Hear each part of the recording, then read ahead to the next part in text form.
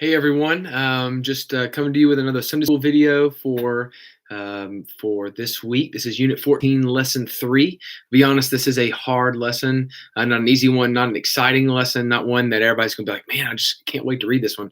It's actually one that's might end up being a little depressing. But the truth is if we're going to study the scriptures, we have to study all the Bible, and we have to see God for who He is, and it's in His wholeness, in His fullness. And with this is understanding that God is holy and that we are not. God is perfectly just. We are sinners. This whole lesson is about the people of Israel worshiping idols, God displaying continued patience with them, but then finally saying enough is enough, and He just causes them to get taken over and be separated from Him. And this is hard. This is hard for some people to think about. Like, how could God ever do something like that? But as we talk a lot of times with students, as we tell them, the truth is when we think that way, we think of the question wrongly.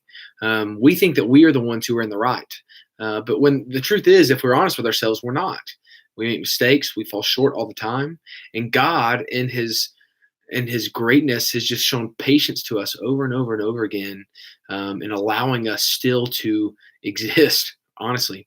And so what we see is that God shows discipline to the Israelites, but He does it not just to be angry with them and wipe them out, but He does it in hopes that they repent, that they would repent and see that they were wrong and they have something so much better waiting for them in God. Like, that's what He's wanting them to see in this moment when He shows discipline on them. It's the same thing with parenting kids.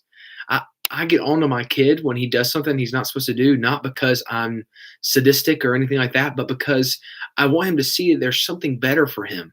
I want him to see that he made a mistake and there is something better for him. God's the same way with us. God shows incredible patience with us. But when He does discipline us, it is because He loves us deeply. True love involves discipline. No discipline at all is not loving someone. That's allowing them, that's actually hating them because you're allowing them to do things that are going to harm them.